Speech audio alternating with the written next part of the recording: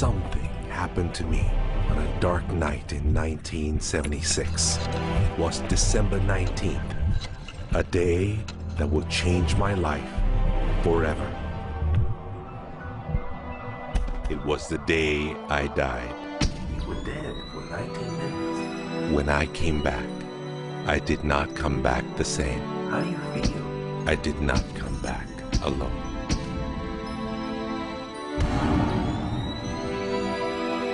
What seemed like days passed in 19 minutes.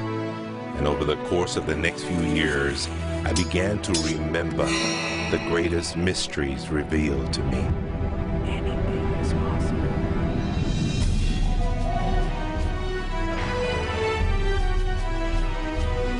I discovered a secret beyond any secret. The sum of all secrets. My eyes have seen the sun. You have seen nothing. It's out there.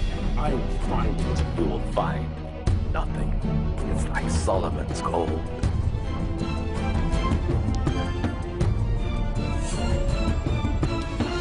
It was the key to Solomon's wisdom. The secrets of the Knights Templar and of the Freemasons. He must be stopped. Courage, my dear boy. Be strong, be brave.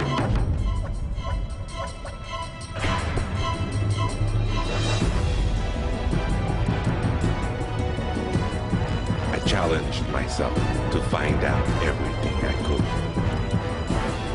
I found great teachers who knew this and began to seek them out.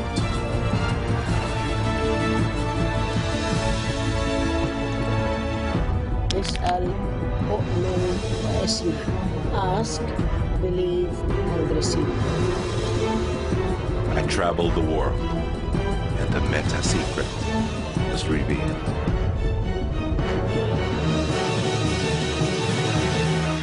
Time has come.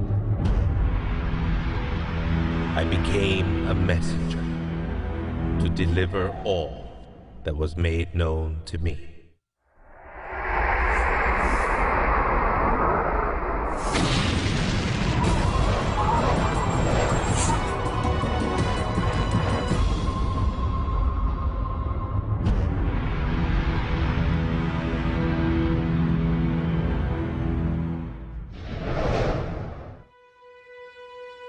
Hello there, I'm Bob Proctor. Meta is a nice word. It's a word most people don't understand. We talk about metaphysical, we'll say, oh, that's bad stuff. No, it's just what you can't see with these eyes. You got to see with an inner eye of understanding. Meta is beyond the physical. Do you know that 99% of our population has been programmed to let the outside world control the inside?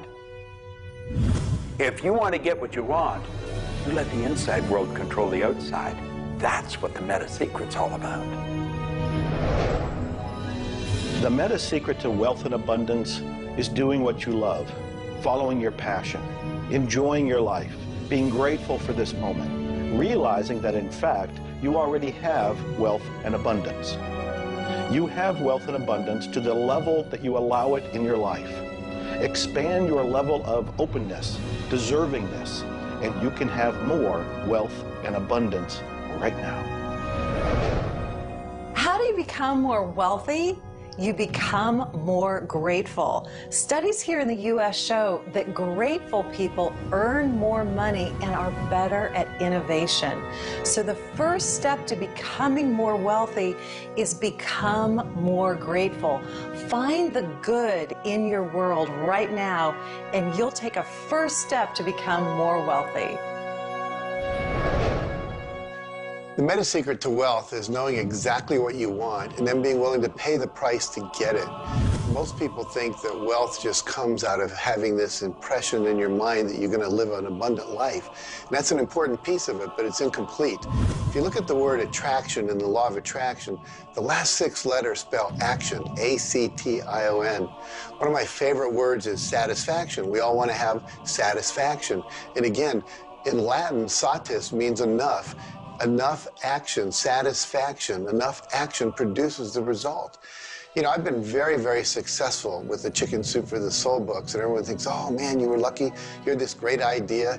And we use the law of attraction. We visualize and we put up posters around our office that simulated bestseller lists with our name #1. We visualize bookstore windows full of Chicken Soup for the Soul books, all of which came true. But there's a asking and a believing and a receiving, the 3 steps that I think of in the law of attraction. And the second part of believing is taking action. Because if you believe that your action is going to pay off, you'll take the action. So believing doesn't just mean like sitting there going, I believe I can be wealthy. It means doing the things that produce wealth. The key to abundance is to act in spite of fear, act in spite of doubt, act in spite of worry, act in spite of inconvenience, act in spite of uncertainty, act in spite of anything. If we're talking about metaphysical, we're talking about beyond the physical. So what we've got to do is go inside. We have been programmed to live from the outside in. We're letting what's going on outside of us control what's going on inside. If we're going to get into the meta side of our own personality, we've got to get away from this physical instrument we've got and move into the higher side of our own personality. And start to understand that we live simultaneously on 3 planes of understanding. And we work from a higher to a lower potential. If you're working with electricity, any electrician, any engineer will tell you that you have to work from a higher to lower potential. If you go contrary to that, you're not going to get any use out of the electricity. Well, when you're working with the mind, you don't start with the physical and work up. You start with thought and work down. Thoughts are of a spiritual nature. Spirit's omnipresent. Where's thought? Thought's omnipresent. 100% evenly present in all places at the same time. I can be underwater and think. I can be in an airplane and think. I've had the pleasure of working with a couple of the astronauts that have been on the other side of the moon, and they could think. Not only could they think on the other side of the moon, they could transfer their thoughts to somebody here on Earth. It's just a form of telepathic communication. You know, it's been said that if you build it, they will come. I think if you build it, and you build something with true excellence, and you distinguish it in the marketplace, and you come up with a selling proposition, and you are aggressive in your marketing to the world, it's possible that people will come, but it's not inevitable that they will come. And sitting around passively visualizing things is not likely to get the world beating a path to your door. My meta secret about wealth ultimately is you've got to create a lot of value for a lot of people. And if you do that, you will bring a lot of wealth back to you. So by giving service and giving that which helps other people improve their lives, brings joy to them, brings service and products to them, if you do that and you keep expanding that, always be thinking about expanding your service to others. And if you do that, wealth is a foregone conclusion. First thing, quit listening to what everyone else is telling you what to do. And start paying attention to what you want to do. You see, I can look back with my memory, and I can remember going and saying, Mom, Dad, or to the teacher, I want to do so-and-so. And they'd say, now, how are you going to do that? See, what they didn't understand is I didn't know how to do it. But neither does anyone know how to do the things they want to do when they first think of it. You don't have to know how. You know, 2 young bicycle mechanics from Dayton, Ohio, in the United States of America, introduced us to a new kingdom. They were the first ones to fly in airplanes. The whole world believed that you couldn't do that. Anything heavier than air is attracted towards the center of the world. You can't fly. But they wanted to, and so they did. Well, clarity to me is a very different concept than I think a lot of people. The first thing I want to know is, what do you think you're trying to accomplish? The next thing I want to know is, why are you trying to accomplish it? The next thing I want to know is, if you accomplish it, what do you really think is going to happen in your life? A lot of people come to me and they say, I want to grow my business, because I work a lot in the business world, the entrepreneurial world. I teach a concept, achievement concept, a concept that is predicated on taking action and implementing, called optimization.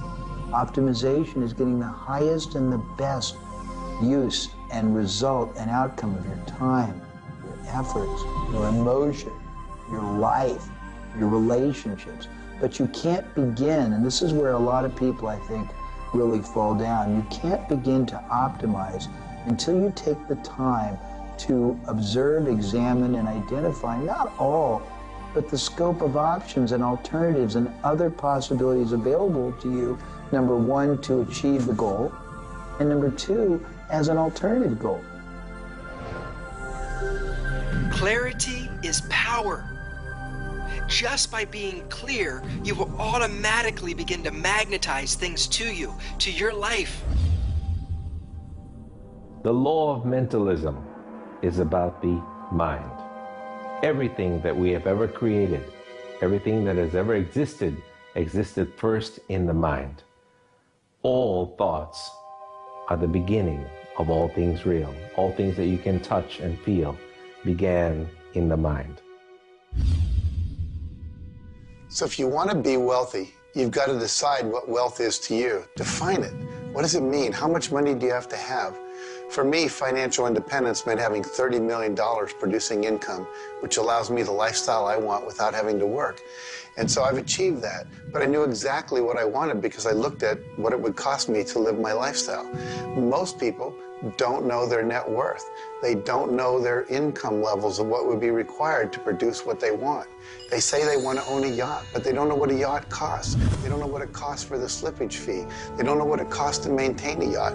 So go out and create your ideal lifestyle and then figure out exactly what it would cost to live it, and then set that number as the number you want to achieve. Then believe you can achieve it. Visualize it every single day. Take action when the action comes. Ask for what you want.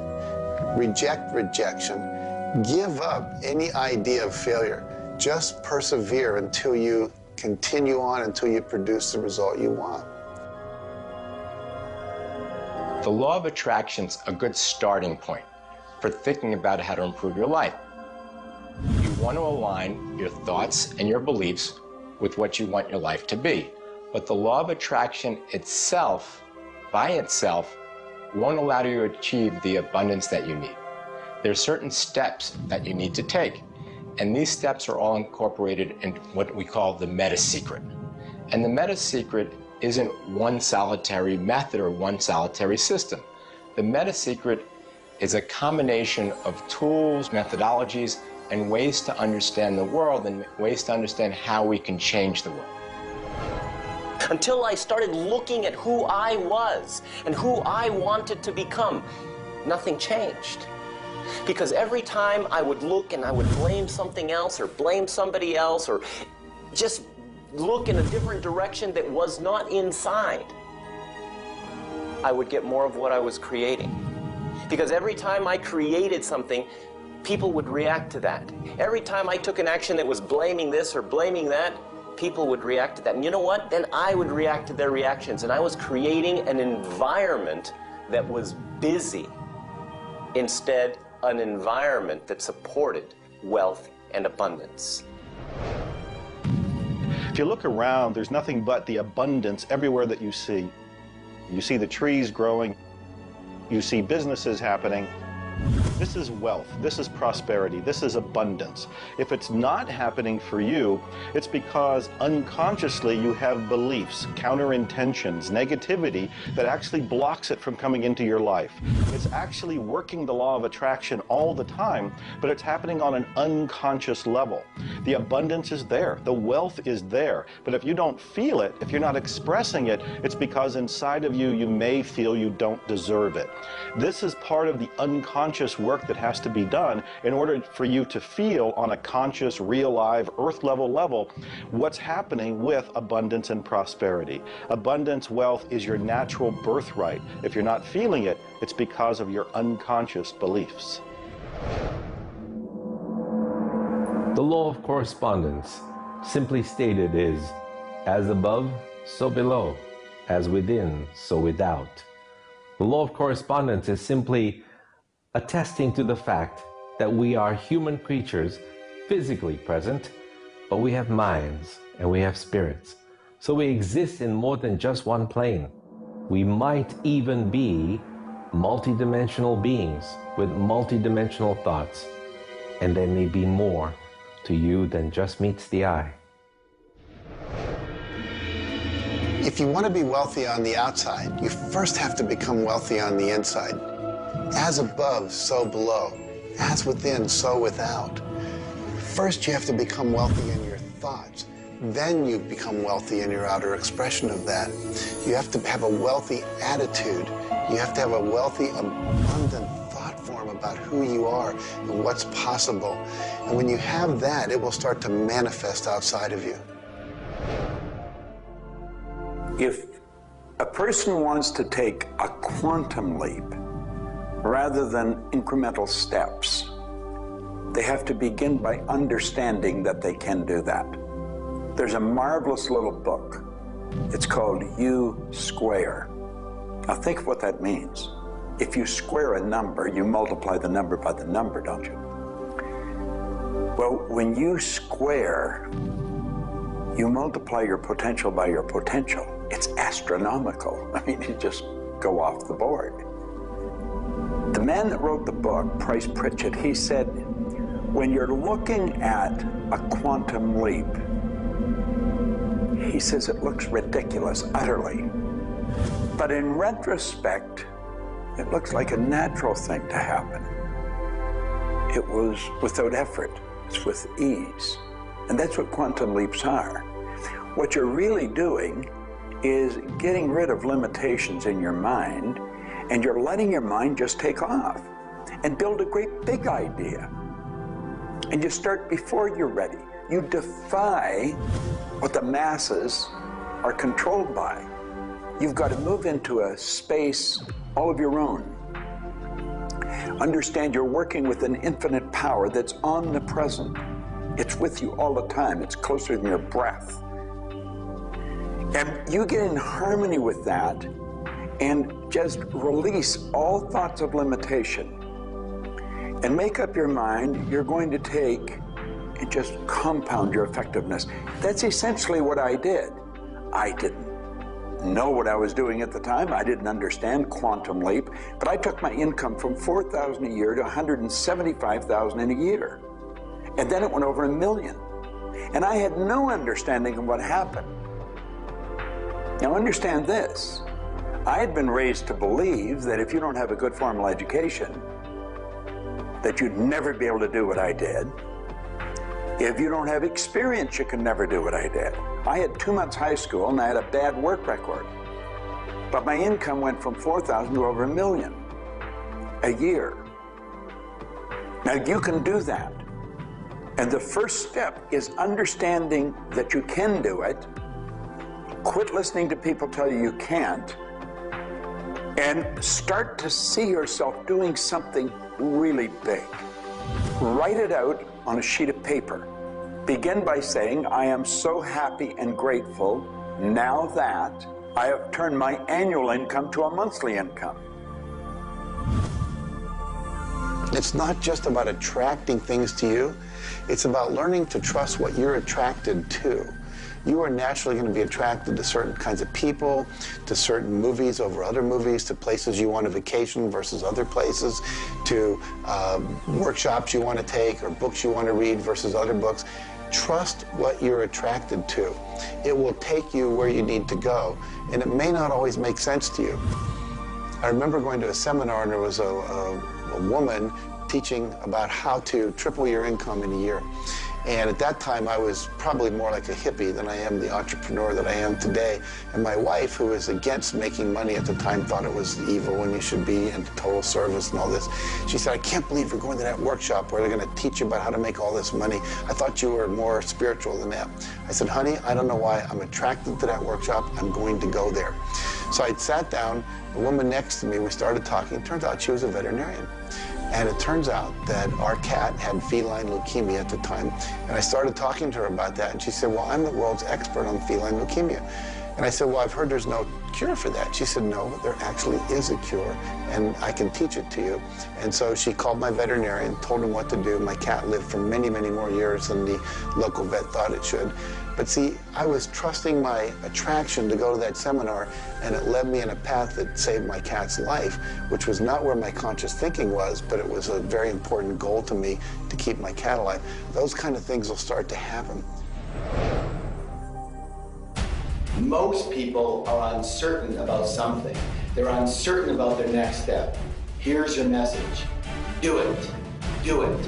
Whatever you're uncertain about, do it. Take the step. You will learn so much more. You'll get so much further faster by actually getting in the game than doing it, than thinking about it forever. One of my sayings is, one step in the right direction is worth 100 years of thinking about it. The law of correspondence, the law of mentalism, and the law of vibration all combine to help you understand that the notion of wealth is arbitrary. You're always wealthy in comparison to someone else. You choose a person to compare yourself with, or your wealth or your level of wealth with, and then you decide at that point to be happy with the situation or to be unhappy, and therefore change it. All of wealth is subjective. Understand this, and you understand that there's an ebb and a flow to your finances. The more comfortable you are with how you interact with the world, with the value you give in the world, with the service or the product that you give the world, then you begin to realize your place in the world. And by realizing this, you participate in the abundance that is all around you at every moment and at every time. It is all yours. From the beginning, it was yours. Until the end, it will always be yours.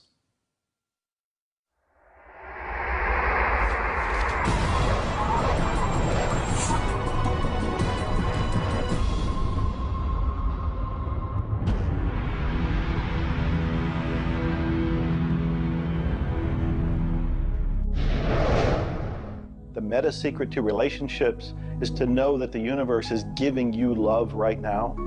When you give love to the universe, when you give love to another, you will receive love in turn. Love is the essence and nature of relationship.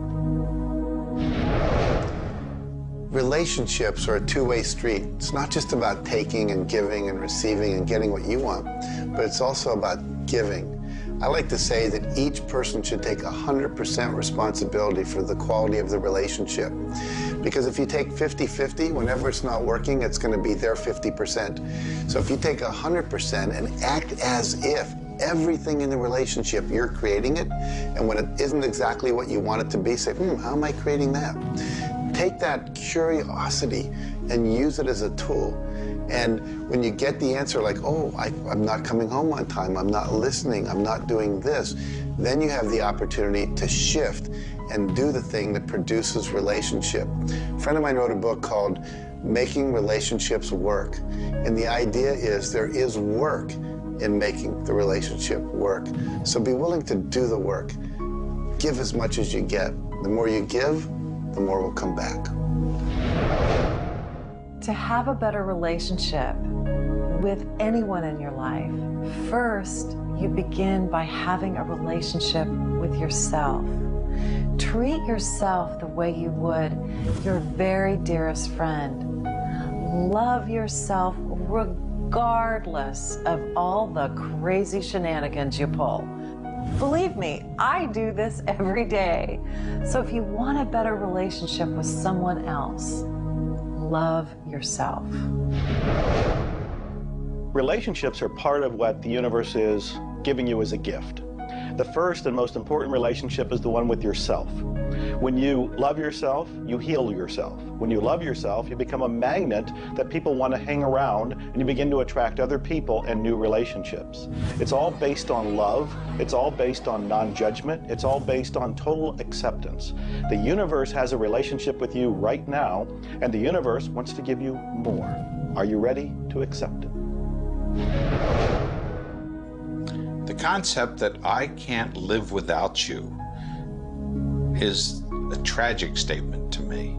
The idea that I need somebody else to complete my life, I need somebody else or my life's not worthwhile is a very sad statement, and I think someone needs to take a good look at themselves when they say that. When you start to think that thought, stop for a second and realize life is full of stuff, and sometimes stuff is potholes, and sometimes stuff is bridges are out ahead, and sometimes there's a detour in life. I heard somebody once say that sometimes the most beautiful scenes in life are the ones we observe on a detour. Have you ever gone on a detour and realized that your life wouldn't have been the same if you hadn't taken that twist or that turn in your life? Next time stuff happens, take a look. Maybe there's something better right around the corner. The law of cause and effect tells us that there's no such thing as coincidences. Everything that happens in this world happens because of a reason. Someone, somewhere, created a cause. It may not be something you are aware of. It may not be something we can even begin to realize or see at this level. But at some level, someone, somewhere, or a group of people, or even us, may have created it.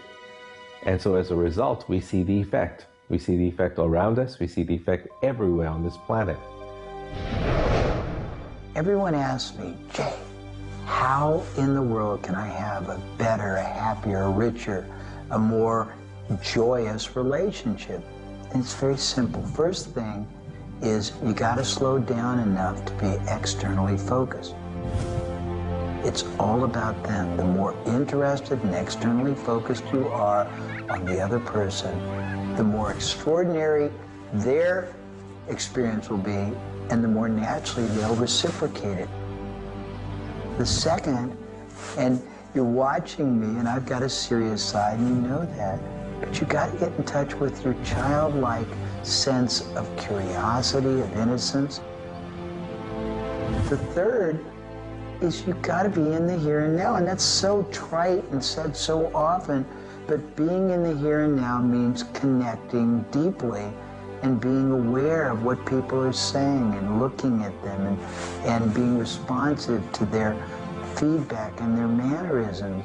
And the last thing, and the easy thing, is to, again, as I said earlier, enjoy the process. We are so busy, so stressed in our life, trying to get from one thing to another, trying to multitask, that the greatest way to have wonderful relationships is to commit, not just the time, but your being, to being there, to connecting.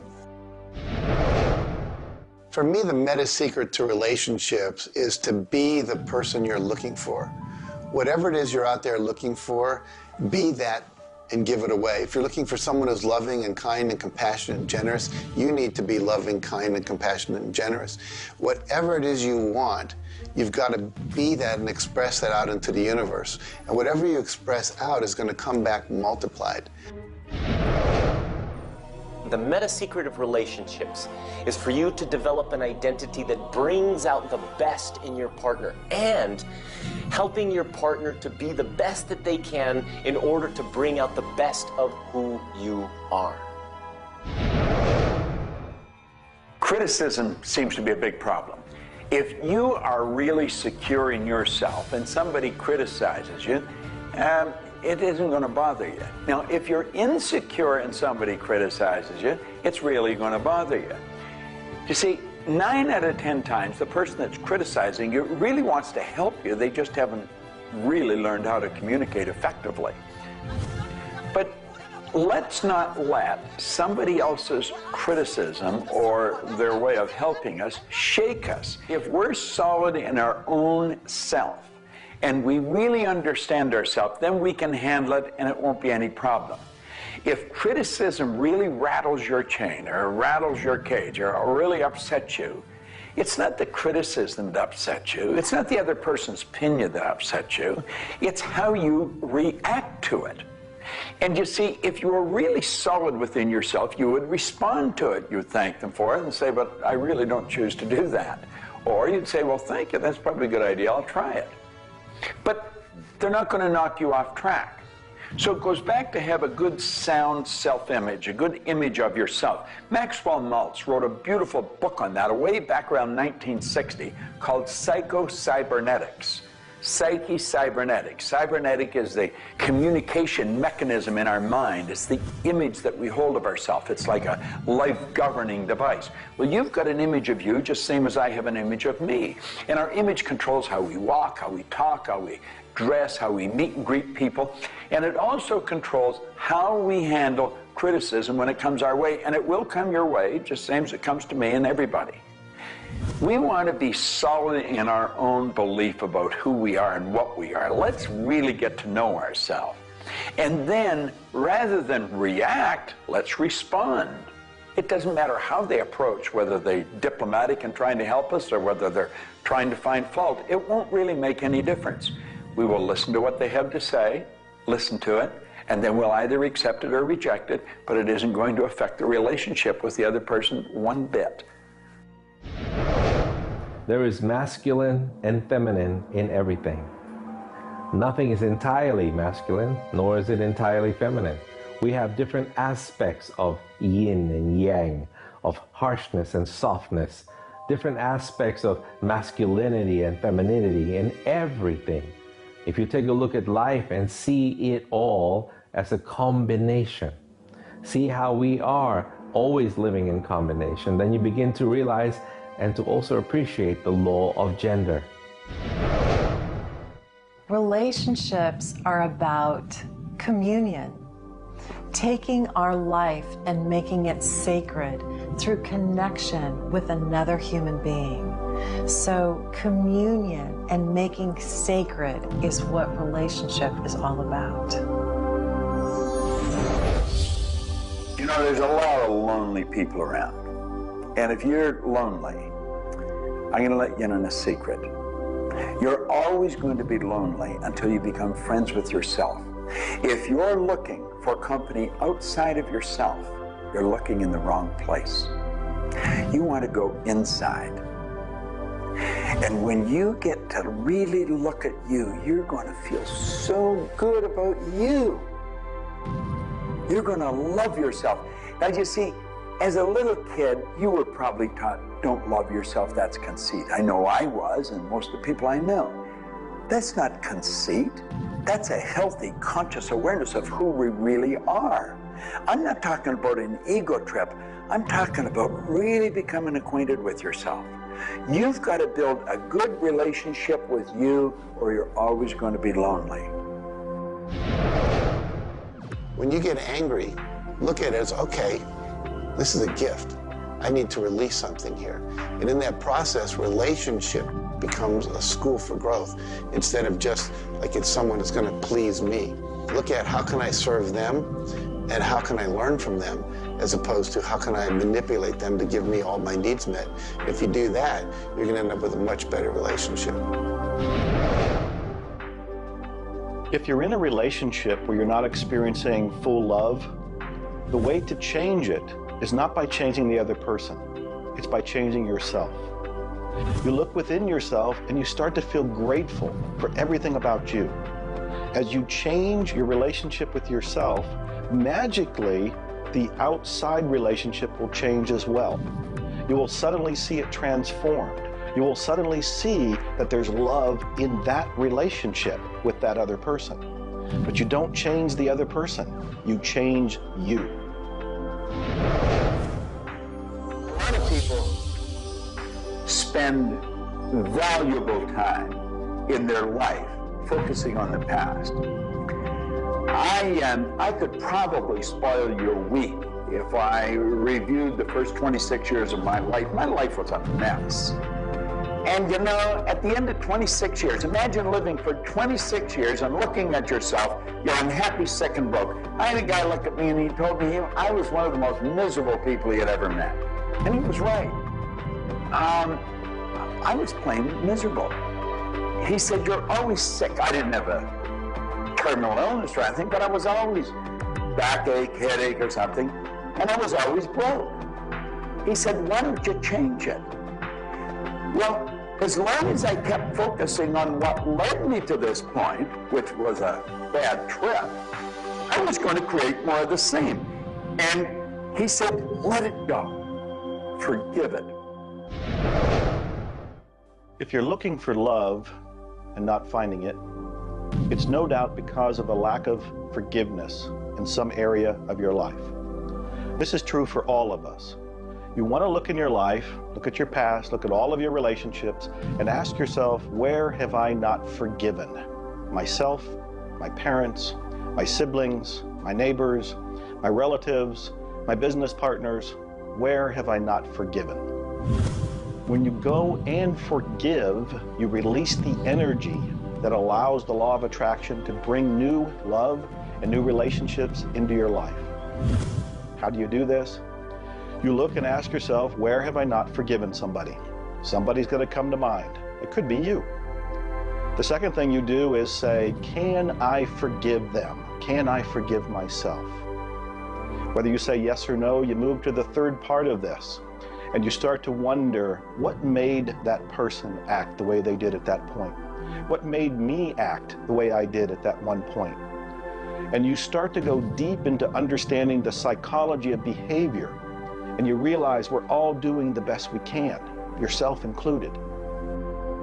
At that point, when you can forgive yourself and you can forgive these other people, whoever it might be, for whatever may have occurred, when you forgive them, you release all of the energy that's been stuck psychically within your own mind and your body and your soul. And when that releases into the universe now has an open pathway to return to you new love, new relationships, new blessings. It all begins with forgiveness, and you can do that right now.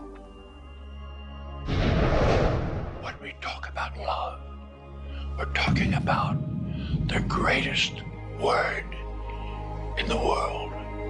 Leadership is a great word, but no word compares with love, because without love, you're dead. There's life in love. There's forgiveness in love. There's really everything. There's thankfulness in love. Now, the problem is learning where do we start, because we find sometimes in families there's no love. In marriages, there's no love. But we quit looking around and we start learning. It begins with me. And when we start learning, we're not too loving ourselves. And it begins with your learning. To me, you could say you're loving, but unfortunately, you love people you like. Love has to be unconditional, loving those you don't like. Now, in my case, when my wife married me, she said she loved me. I told her I loved her. But as soon as we got married, I would say, I love you. She said, well, why don't you act like it? I say, I do act like it. She says, you have a funny way of showing it. I say, well, I love you enough to die for you. She says, try living a little. And so I discovered, as loving as I was, I didn't fit her definition. The law of gender, the law of vibration, and the law of rhythm. All of these figure in relationships. You see, love is a dynamic. Any relationship is a dynamic. When you are actively relating, that's when it's alive. That's when it's fun. When you sit back and you start to look at the relationship, then it becomes static. It becomes a relationship to be assessed, to be looked at. But when you're relating to your partner or your spouse, amazing things happen. It's dynamic, it's moving, it's alive.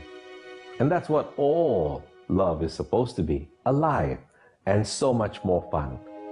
Changes happen all the time. We change. Human beings change. You change, I change, we all change. But if you can change together in the same direction, amazing miracles take place. Words, feelings, thoughts are all aligned.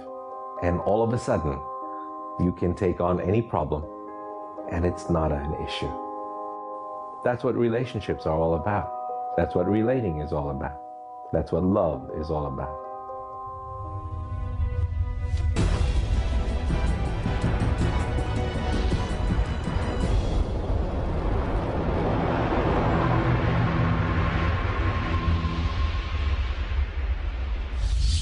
初めに言葉劇すなわち、クリエイターなるものはやはり言葉振動を用いて全てを設計されたんではないかと思うんですね。そして、その、振動の、設計図は非常に緻密なもので美しい共鳴振動にあふれたものであったことでありましょう。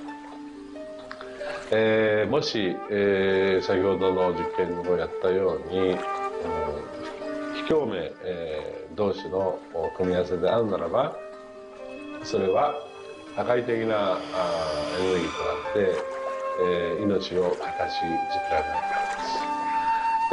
私たちの体は最終的にクリエイターの、いろいろな、試行錯誤によってだんだんこう単純なものから、微生物だとか海の中のものだとかそういうものから、小動物始まって複雑なものになっていって、最後の芸術作品として、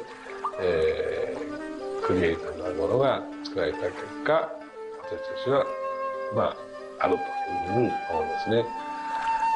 その本来の設計というものが、バランスの取れた振動の組み合わせというものが、何らかの要因によって崩れていくときに私たちはストレスを持ち病気になっているんだというふうに考えています。As you've already seen from Dr. Masaru Emoto, water makes up 85% of our body, and the thoughts we think actually create a vibration in the water that has memory. And so you have to think positive thoughts.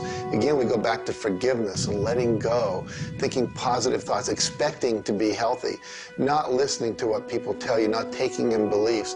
I have been out in the sun my whole life.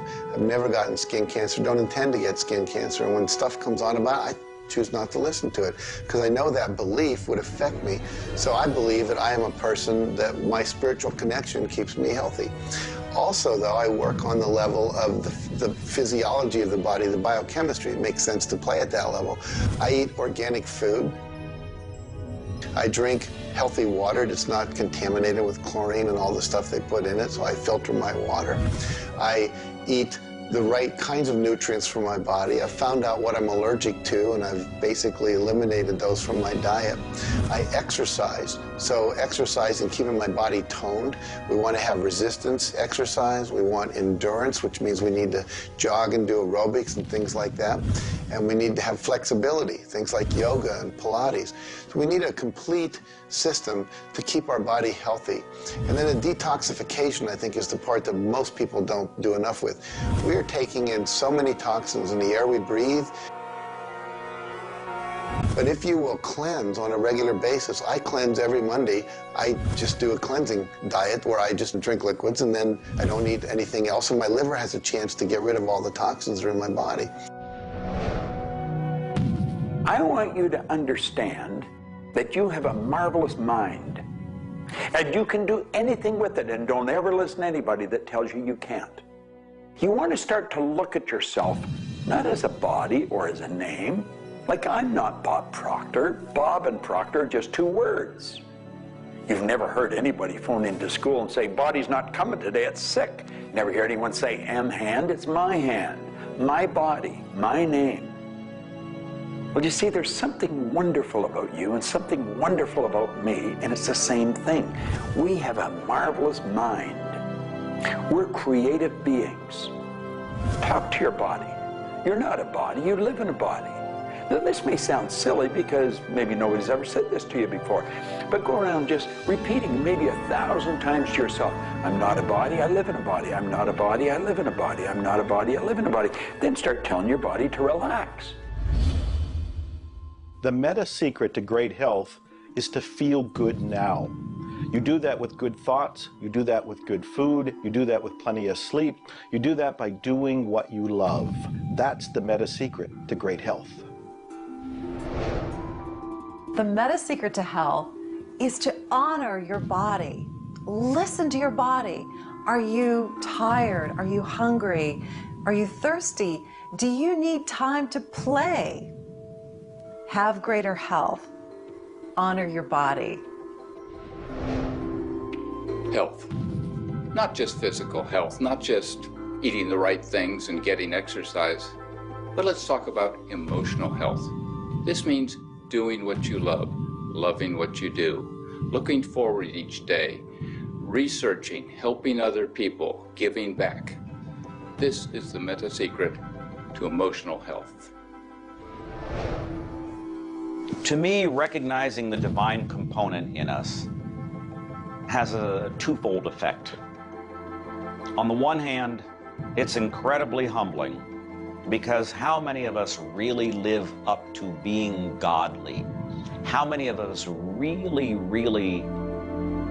maximize the God-given talents that we're given? How many of us really live lives of fulfilled potential? So on the one hand, it's kind of intimidating, but on the other hand, it's very inspiring.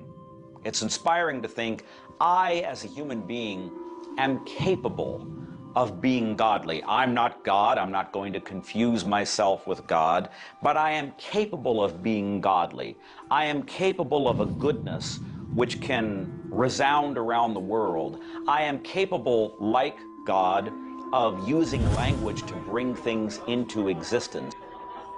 An architectural drawing is the languaging of a building into existence. A marriage contract is the languaging of a relationship into existence. Any sort of contract does that. A novel creates a world that may be more real to us than the so-called real world that we are living in.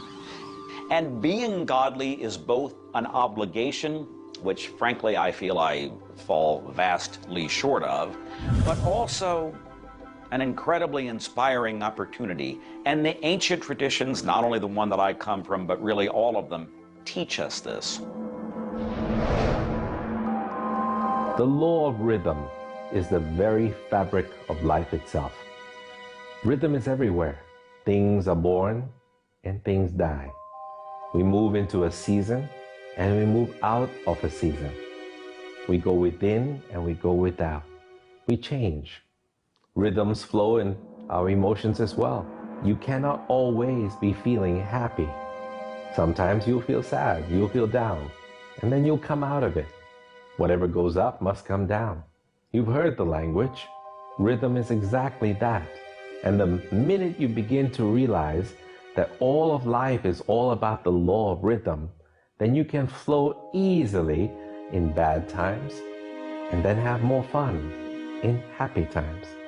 When you start to expect rhythms, know that if you're happy in one direction, you can also be unhappy in the other direction. The law of rhythm surrounds us, works with us, and if you master it, there's nothing you can't do. The meta secret to health and having amazing energy is the ability to look at your world from a perspective that, hey, things aren't always going to go your way, but you know what? As long as you always do your best, as long as you are focused on what you achieve and what you're trying to accomplish, then it's all going to work out. I think one of the most important keys is to recognize in life just about all the limitations that we have are self-imposed. To realize that is the greatest breakout, the greatest. I talk about staging jailbreaks in your life, breaking out of the mental prisons, getting over the walls of the self-imposed impossibilities in life. And it is remarkable what happens when you realize, take a look at what really is holding you back. And very often, almost all the time, it's you. It's you. The power lies within you. See, humor is good. It really is. I don't really understand what it does to you, but I know it does something to your brain. Norman Cousins, who's gone now, but lived a long and very, very effective life. And he had been diagnosed with a disease, and it was killing him. He was literally dying. And one day he got thinking to himself, if sadness and sickness are hooked together, then happiness and health must be hooked together. And so he had people bring in old movie films of Laurel and Hardy and all kinds of different old actors, funny stories. And he started to play them. They made him move out of the hospital. So he rented a suite of rooms in a hotel. And he had these movies playing all the time. And he was laughing, a real belly laugh. And he got better. Now, I think you know when you're laughing, you're feeling good. Start to laugh at yourself. When you make a mistake, laugh at yourself. Don't get serious with yourself. It plays a very, very important role in a healthy, relaxed life. If you want to study it further, get into some of Norman Cousins' material, and he'll explain exactly what it does to the brain that controls the vibration of the body. Start laughing a little more. Have fun. The mind can't be all it is designed to be without the body being everything it was designed to be. But we basically thwart both. Or you can have a great relationship. You can have a great financial situation. You can have a great family relationship. And the big problem in our society, certainly in Western society, people don't exercise, 92% of people don't exercise, they don't eat nutritious things, they don't complement against, to compensate. It's very simple. And if you break it down to the little steps like eating an elephant, you'll have the most rich, satisfying, fulfilling, gratifying, liberating life, but you got to balance it. Health is all up here. All I know is right now, I don't have a voice, I don't have good sight, I don't have a hearing. My strength is gone. However, I have never been more excited and thankful in my whole life. The law of vibration simply states that everything is in motion. Nothing stays static. At some level, even though something may appear as if it's not moving, its molecules are moving, its atoms are moving. Everything vibrates. Not just your thoughts, everything. Now, I do understand that disease cannot stay in a healthy vibration. It just cannot. I also understand you cannot turn disease into health, but you can release disease and recreate health. You see, your body is changing at the rate of millions of cells every second. And it's the thought patterns that you hold in your mind that control the vibratory rate of the body. Your brain is an electronic switching station. There's all kinds of material written on thought, on attitude, and on health. And I do know this. If you are suffering from a physical disease, quit talking about it, quit thinking about it. Go to a very competent medical doctor and follow that person's advice, because he or she will tell you what to do physically, but at the same time, instantly begin visualizing every molecule of your being in a harmony with the law of vibration. Now, I would have an affirmation that I would repeat. I am so happy and grateful now that every molecule of my being is vibrating in perfect harmony with God's laws. My body is getting healthier and stronger and more vibrant every minute of every day. And repeat that. Treat it like a mantra. I can't predict what's going to happen for you personally, but I do know that hundreds of people, if not thousands of people, have experienced healings and cures by beginning to change their thoughts about what's going on in their body. In my book, The Attractor Factor, I talk about a person who had cancer. She experienced the idea of forgiving everybody and everything in her life, and she went through the process of doing that, working with a coach. She then went back into the doctor's office. They opened her for surgery, and there was no cancer. It was gone.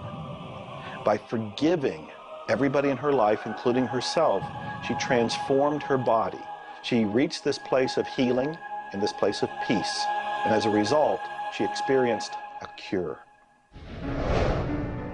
If you're finding yourself sitting here watching this and you're ill, you've got a chronic condition, you're sick, what you need to do is a couple of things. Number one, you need to first work on your attitude. You need to believe you can get healthy. You need to not believe anyone who tells you you're going to die, or it's terminal, or it's going to take a long time. Literally, we know that we can get rid of a disease in minutes, in literally minutes. I had a cold once, and a person literally did an exercise with me. My nose dried up, my fever went away, the achiness went away in 5 minutes. So we know the power of the mind. We know that you have to forgive and release. So much work now being done on cancer, where we know there's resentment, and different forms of resentment will come into different forms of cancer in the body. So it's critical to get yourself aligned with spirit. When you are aligned with spirit through meditation, through doing the things that bring you joy, through doing the things that align you, and you know what that is for you. It could be singing, it could be walking in nature, it could be petting your cat. When you move into that state, healing naturally takes place through you. There's this innate, natural healing ability that's always working to heal you if you get you out of the way. By you, I mean your ego mind, your beliefs, your fears, your doubts, all of that stuff, all of the resentments you've held that you haven't released, that will keep you sick. So you've got to do some kind of work to get into a spiritual alignment and to release the negativity. Emotional pain is very real. It's like sorrow and grief. Like grief comes in waves. It just sort of overcomes you and then sort of fades away. You could have experienced some traumatic situation, anything from rape to the loss of a loved one, or being held up, where somebody invaded your privacy in some way or another. And it causes deep emotional pain. What we want to realize is that we are bringing that on ourselves. You say, well, wait a minute, you're not bringing it on yourself. No, but you're reliving the situation. We've got to separate ourselves from the incident, from the situation. We've got to realize that it's a very real part of life, and attempt to separate ourselves from it and deal with it as best we can, and then let it go. Otherwise, we're going to carry it with us, and we're going to keep experiencing it over and over and over again. どうやってわかるか。振動という、まずそもそもその水の結晶とは何かということになりますけどね。結晶というのはやはり情報だと思います。で、情報というのはバイブレーションですね。で、バイブレーションのデザイン家が雪の結晶あるいは水の氷結結晶という形になって現れてきていると思いますが、や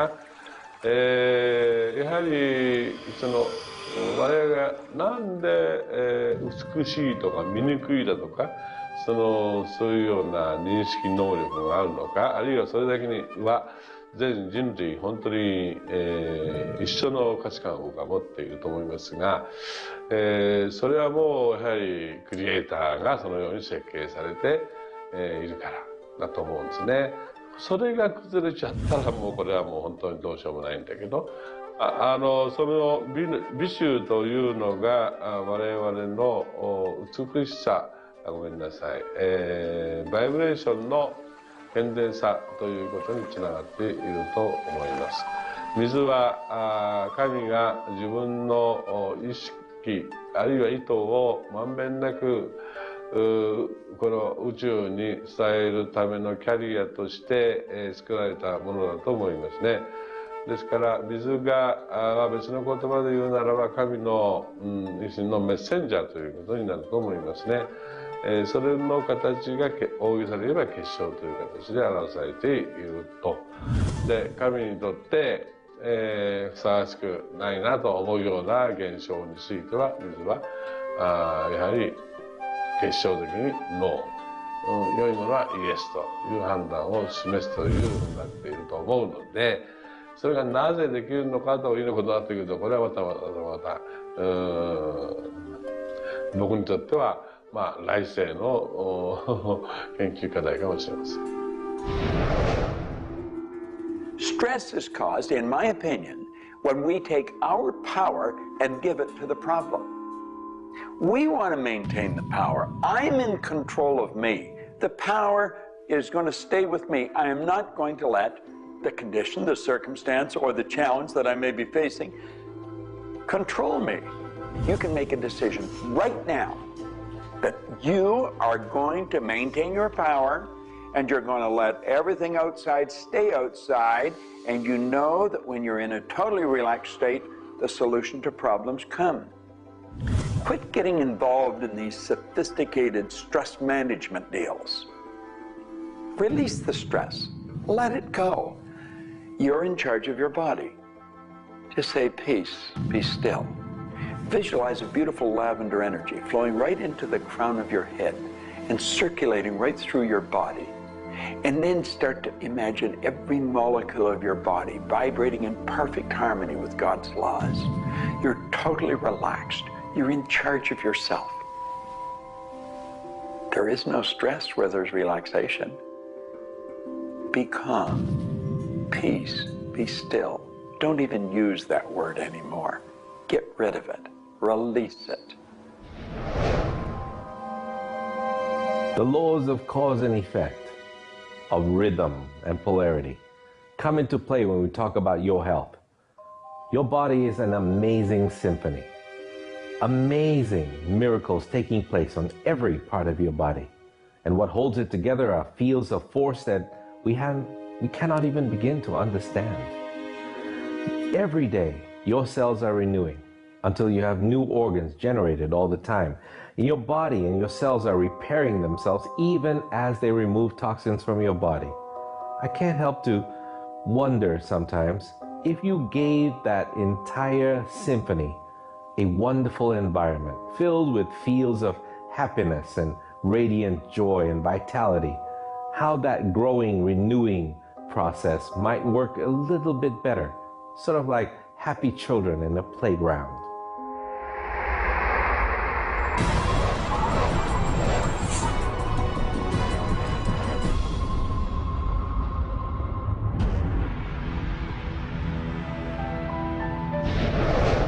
Here's the paradox of being human. Real happiness is only available in the moment. If you're brooding on the past or obsessed about the future, even if you're looking forward to something that could be magnificent in the future, it's not quite the same sort of anchored contentment that you get from really being in the moment. We human beings seem to be perpetually someplace else. That's kind of like one definition of the human predicament, the human condition. We are perpetually thinking about the past, the future, something to the right, something to the left, something else. I think the paradox to happiness is you do have to have dreams and aspirations, and you have to be anchored, rooted, and happy where you are. Not always easy to do, but I keep trying. Happiness is a point of view. Am I happy? Yeah, I think I am. How can somebody always be sad? Of course we're sad when we lose somebody that we love, or that when the project we're working on so long doesn't work out. Temporary sadness is a very human condition. How can you be happy? Maybe by finding things to do that make you happy. You see, if you're miserable, your mind is focused on the past. There's a method concept. Get you over any miserable concept in a heartbeat. Focus on right now. See, you're miserable because of something that happened that you didn't want to happen, or something she said or he said or they did. Forget it. It's in the past. And quit worrying about the future. Have you any idea the number of electrical charges must fly through your body for the simple object of writing your name? See, your brain is an electronic switching station, and you've got one. And you can activate brain cells. You can set up any vibration you want. If it's a negative vibration, you're going to be unhappy. If it's a positive one, you're going to be happy. Every brain cell is a positive and a negative pole. Everything that you look at is going to be impregnated into cells in your brain. Now, you're either going to look at the positive or the negative side of it. What side do you want to live in? I choose to look at the good side of a situation. Put yourself in a good vibration. Think of the blood in your body. Do you know it circulates through hundreds of miles of passageway every 33 seconds? It carries all the food in and all the garbage out. You've got more power in your little finger than you need to light up your home for the year. There's about 11 million kilowatt hours per pound of potential energy locked up in your body. And you're probably saying, I haven't got any energy. That's because you're miserable. Get out of it. Get over it. Focus on now. One of the most important things you need to do in your life is discover your life purpose. I believe that everybody is born with an individual and unique purpose. And when you are doing your life purpose, when you're living it, expressing it, fulfilling it, you're happy. And so many people have talked about joy being your guidance system, that when you're off purpose, you're not happy, you're not joyful. And so this joy, this inner experience of happiness and joy is a way of saying, oh, I'm on course, I'm doing the things I'm supposed to do. Stephen Covey said, you know, you don't want to get to the end of life and get to the top of the ladder and find out the ladder was leaning against the wrong building. You can be very, very successful. We see people with all the cars and the toys and the money and the society recognition and so forth, but they're not happy because they're not fulfilling their purpose. Think about it like this. A rose has to be a rose. A chrysanthemum has to be a chrysanthemum. A geranium has to be a geranium. And yet we as people have been given choice. The choice to pursue any number of things and do whatever we want to do. But unfortunately, most of us have been talked out of our purpose. If you want to be happy, come back into this moment and do what you love in this moment. You should absolutely work toward improving your life, improving the world, improving your relationships, improving your finances. Every sort of conceivable improvement at a micro or macro level should indeed be your agenda. But if you are not happy with things the way they are, then your happiness is perpetually on hold pending a condition that doesn't exist yet. If you do that, you will never be happy. You have to realize that the point of power in your life is in this moment. People think about the future and they throw their power into the future. There is no future. When it gets here, it's called now. It's called this moment. People think about the past and they throw their power into the past. But there is no past. It's gone. When you think about the past, you think about it in this moment. This moment is all there is. And you can be happy in this moment. When you are, everything is taken care of. All is well. Happiness and achieving happiness is a process. It's not something you achieve right now and you're done and you have your happiness. It's something that you're constantly attaining and re-attaining through life. And the way to do that is to really understand what brings contentment in your life and to achieve that. And one of the key things to remember in terms of happiness is that part of this process is sharing happiness with other people.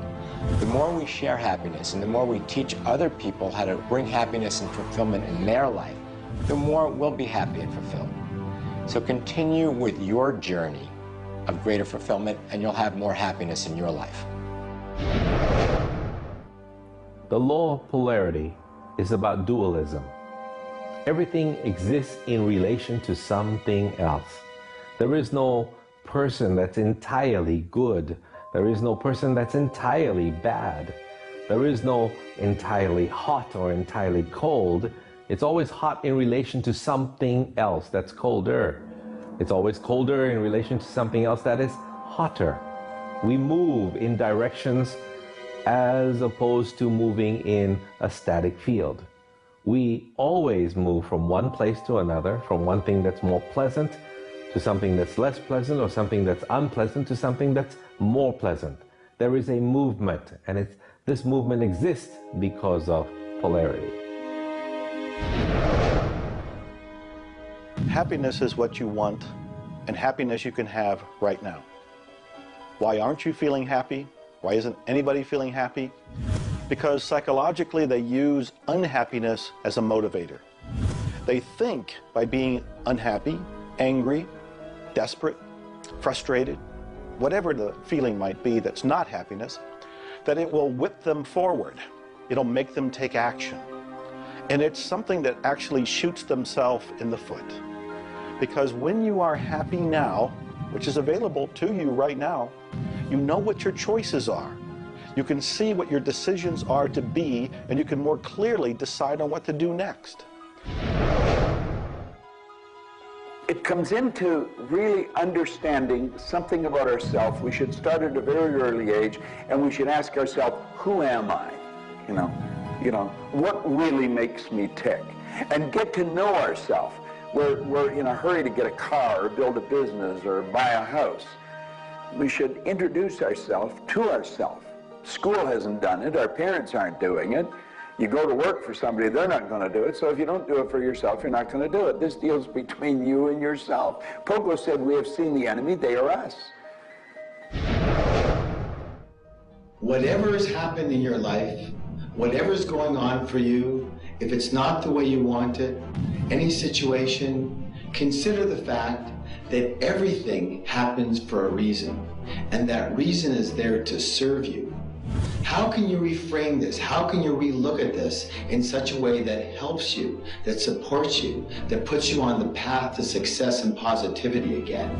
It doesn't help you to be negative. It doesn't help you to wallow. All that can do is bring you down. It's time to change your mind. It's time to reframe, relook at it, have a new perspective, a new view, and put this in the light of this was there to serve you. There's no accidents in the universe. This happened for a reason, and that reason is there to help you.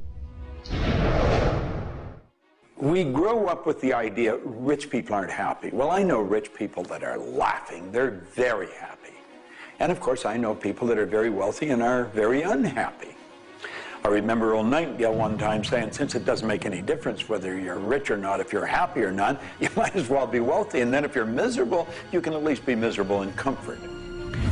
We've got to understand that all the money in the world is available to us, but we have to earn it. Now, that does not mean we should work. This is where the meta secret really comes into play. Working happens to be the very worst way to earn money. We should work for satisfaction. People should go to work at what they love doing. When we think of work, what we're really talking about is how we spend our days. Work has probably a bad energy attached to it. We should spend our days doing what we absolutely love to do. When it comes to the fear of failure, you look at your life and you ask, if I pursue my dream, my passion, my love, and it doesn't work out, will I still be okay? Can I still love myself? Will life still go on?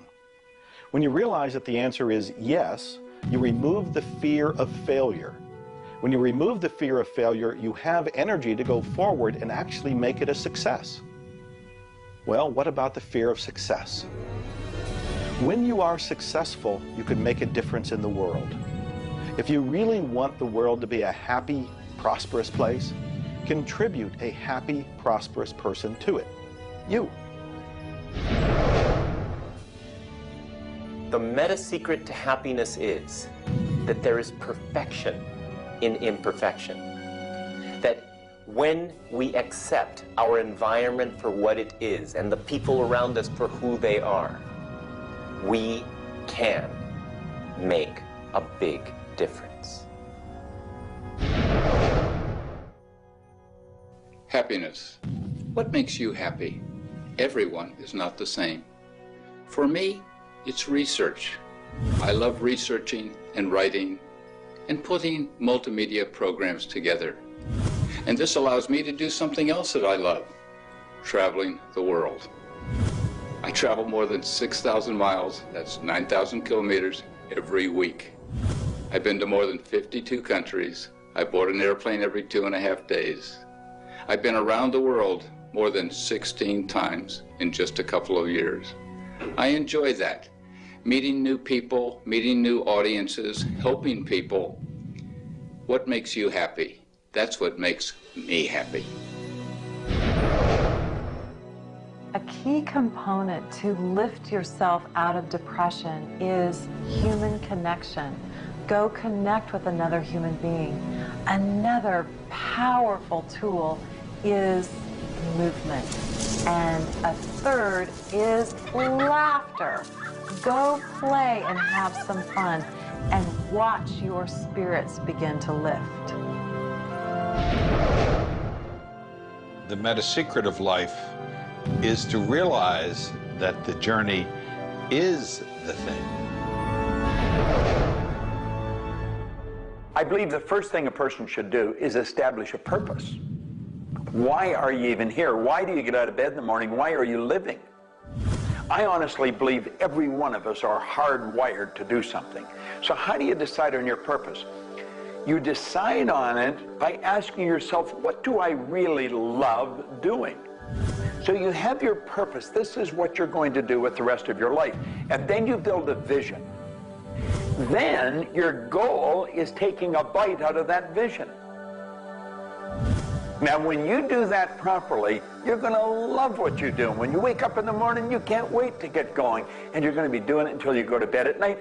Therefore, all of your day, all of your hours are filled doing with what you love to do. That's called living. Everything else is dying. See, there's a basic law of life. It says create or disintegrate. You're growing or dying. Find out what you love, dedicate your life to it. Most of us, when we approach happiness, are looking for someone out there to make us happy, some event to occur, and then we'll be happy. If I get to the retirement stage, if I get my car, if my wife is nice to me, if my son comes home on time, then I'll be happy. The truth is, happiness is an inside job. It's a choice. When I have an expectation on how someone else should be, I've given my power over to them. What I want to do is simply learn how to create joy and happiness inside myself. And we can do that in numerous ways, by doing the things we love, by focusing on the good qualities in ourselves, by choosing to focus on the good qualities in others instead of being judgmental. Once we realize that happiness is an inside job, and I get to be as happy as I choose to be, not as happy as other people make me, the reality is I can move into a state of pretty much constant joy and bliss. Stuff happens. Life happens. And then you get to choose. Look, you have a mission to do. You have to find meaning in your life, and you have to share it with others. There's a whole world out there that is suffering, that is in survival. They are grieving and they are hurting. You and I can make a difference. You begin right now by looking at your life, no matter what's going on in your life right now, and you find the good in it, the positive in it, the growth-oriented reasons for whatever it happens to be. You find the good in it, and whatever is happening, you turn it into something positive. You turn it into something good, and you go and share it with the world. You will become an inspiration to others. People model other people's behavior, and that's how the world changes. challenges. You be that inspiration for success. You be the model for change. You be that person that has meaning in their life, and you will give meaning to yourself and others. It all begins with you. You have always had, you have at this moment, you will always have in the future, the power to achieve, to accomplish, to have anything and everything you want in the terms of monetary, wealth, prosperity, in terms of health, in terms of happiness, relationships. However, it will never, ever occur until and unless and until after you first are clear on the specific goals. Number two, you are very clear on the action steps. Operative word is action steps you have to take. Number three, you have an action step-based plan, a strategy, and the steps are just the tactics. You implement it in a timely, regular, scheduled way. Number four, you monitor, you pulse, you really pay keen attention to your progress, and you adjust if it's not what you want, and you adjust higher if it's better than you want. And number five, you focus on other people's benefit. You don't be self-consumed. You do those five things, the world really is your oyster. Do you know, you find people that are quite comfortable with what's termed uncertainty. The truth is there isn't any uncertainty. There's only the law. And the law decrees that everything happens the way it's supposed to happen. If we build the image in our mind of what we want, and we're true to that image, that'll control the vibration we're in, that controls what we do, and it controls what we attract. Now, the problem is, we let that image get out of the way every now and then, and we're controlled by something outside. And that takes us off track. We've got to correct it and come back on track.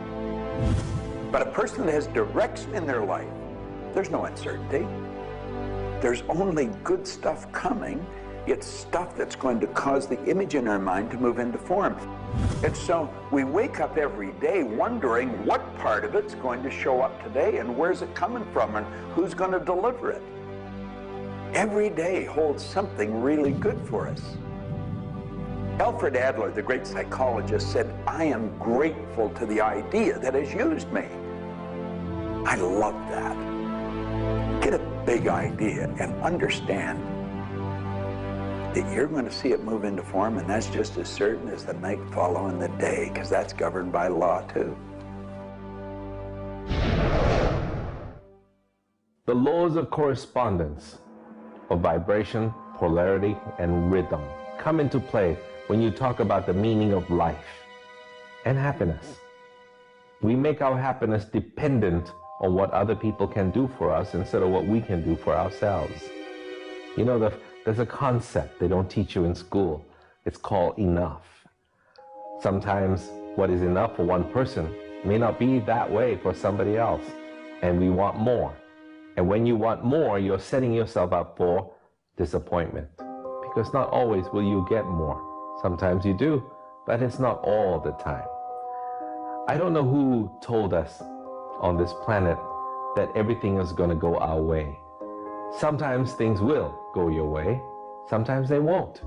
We've got to learn to accept this. That's the rhythm and the flow of life. All of life is filled with possibilities.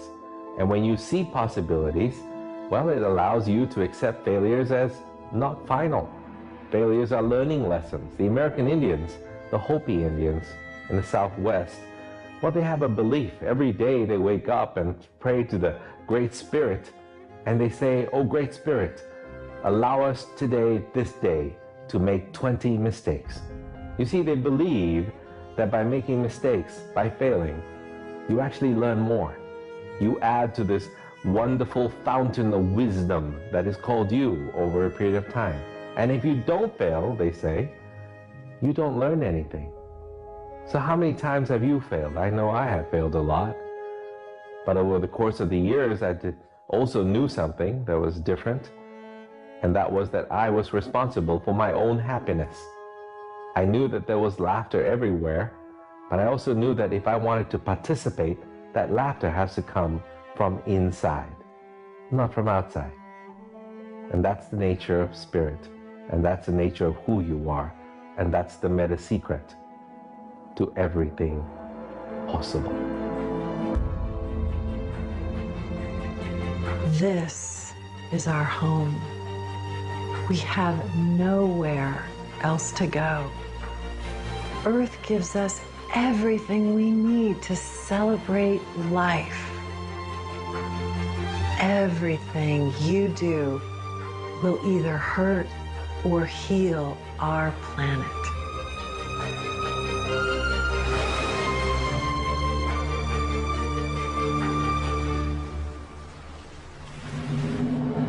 You were brought here to learn many lessons. To learn how to love who you are, where you are, and the people you surround yourself with.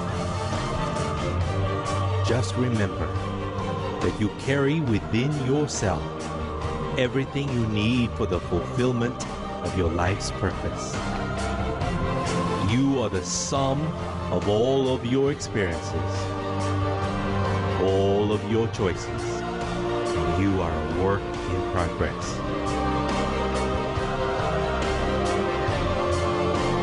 You deserve more happiness, more love, more joy, more abundance, and especially more fun. Life was never meant to be a struggle. You were meant to participate in this grand miracle called life. And as you begin to look all around you, start now to taste, smell, hear, and touch with your heart the abundance that surrounds you. You are indeed spectacular beings of light. So if you want to know the meta secret to life, to happiness, live more, love more, and laugh more. Change the stories in your head, and you can change the world. It's a short trip. Make it a good one.